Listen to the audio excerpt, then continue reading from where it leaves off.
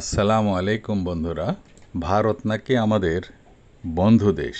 তো বন্ধুরা, বন্ধুর মতো আচরণ তো দেখি না। আমাদের বাংলাদেশের একজন বিমান যাত্রী অসুস্থ হলো, তাকে মুম্বাই এয়ারপোর্টে ইমার্জেন্সি ল্যান্ডিংয়ের জন্য অনুমতি চাওয়া হলো, কিন্তু অনুমতি দেওয়া হলো না। সেখানে দূরবর্তী পাকিস্তান এয়ারপোর্টে, পাকিস্তানের করাচি বিমানবন্দরে সেখানে নামার অনুমতি তারা পেল এবং ভালো চিকিৎসা পেয়ে আবার ফ্লাই করলো। সেই ফ্লাইটটি ছিল সৌদিয়া ফ্লাইট। এই দেখুন লেখা আছে এখানে, করাচিতে ল্যান্ড করেছে ইন্ডিয়া রিফিউজ করার পরে।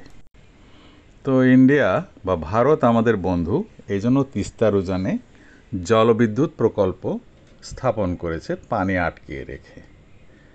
আর শুষ্ক মৌসুমে আমরা পানি পাচ্ছি না।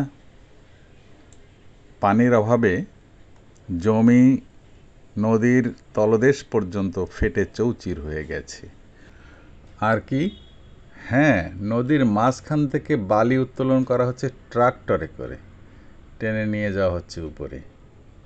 আবার যখন বর্ষা মৌসুম আসছে তখন বিপদসীমার উপরে তিস্তার পানি, প্লাবিত হয়ে যায় নতুন নতুন এলাকা, আমাদের জমির ফসল নষ্ট হয়ে যায়, আর ঘর বাড়ি সব তলিয়ে যায়, আমাদের ফসল নষ্ট হয়, আমাদের জীবন জীবিকা বন্ধ হয়ে যায়।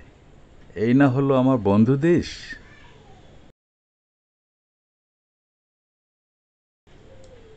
তো মানুষ বলে না যে বন্ধুর চেয়ে শত্রু ভালো? এই যে দেখুন, হঠাৎ করে বাঁধ খুলে দেওয়া হয়েছে আর তীব্র বেগে পানি ছুটছে বাংলাদেশের ভিতরে। রাত্রি 12টার সময় বাঁধের পানি ছেড়ে দেওয়া হয়। আর বাংলাদেশের উজান থেকে মোট 54টি নদী বাংলাদেশে প্রবেশ করেছে। এই 54টি নদীর প্রত্যেকটিতেই তারা বাঁধ দিয়েছে। পানির ন্যায্য হিস্সা যেটা আমাদের, সেটা আমরা পাচ্ছি না। তাহলে আমার এমন বন্ধু দেশের দরকার কি? বন্ধুদের শুধু নিতেই জানে, দিতে জানে না, শুধু নিয়েই যাবে। বাংলার বুক চিরে করিডোর নিয়েছেন আপনারা, ট্রেন যাবে কলকাতা টু আগরতলা। আহা, আর আমাদের আগরতলার 3 বিঘা করিডোর এতটুক দিতে আপনাদের বাধে? আমাদের নেপালের সাথে ব্যবসা বাণিজ্য করতে দিচ্ছেন না, ভুটানের সাথে ব্যবসা করতে দিচ্ছেন না, এদিকে পানিতে ডুবিয়ে মারছেন, আর শুষ্ক মৌসুমে মাঠঘাট চৌচির হয়ে যাচ্ছে। এই যে, তাহলে আপনারা শুধু নিতেই জানেন, দিতে জানেন না।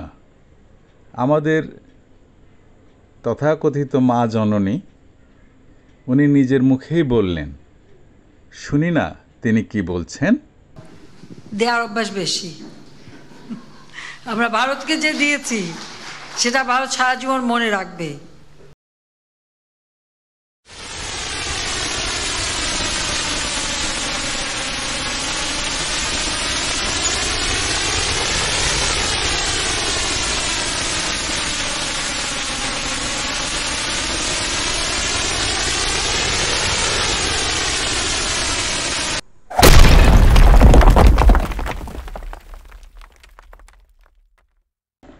এটি পাকিস্তানের একটি মিসাইল টেস্ট করা হলো।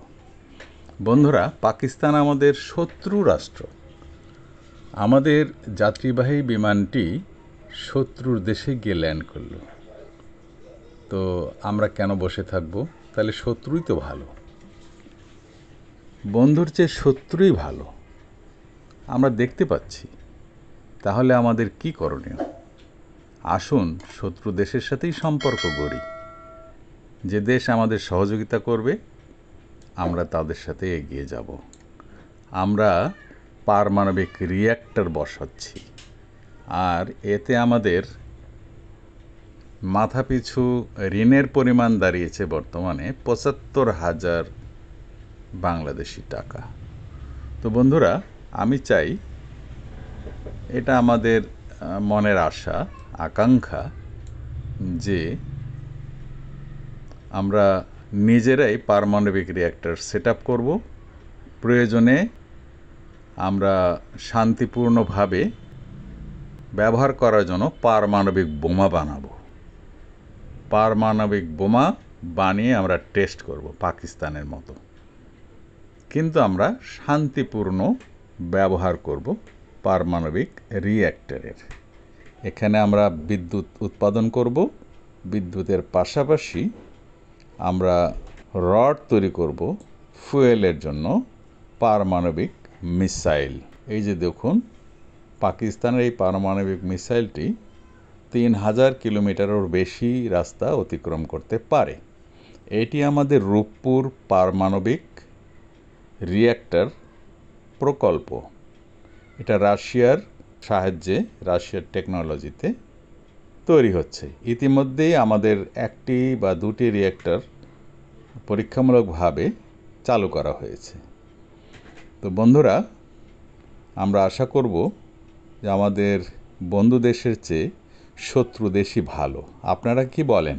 আমি আজকের মতো শেষ করছি। আপনাদের মতামত অবশ্যই কমেন্টে জানাবেন।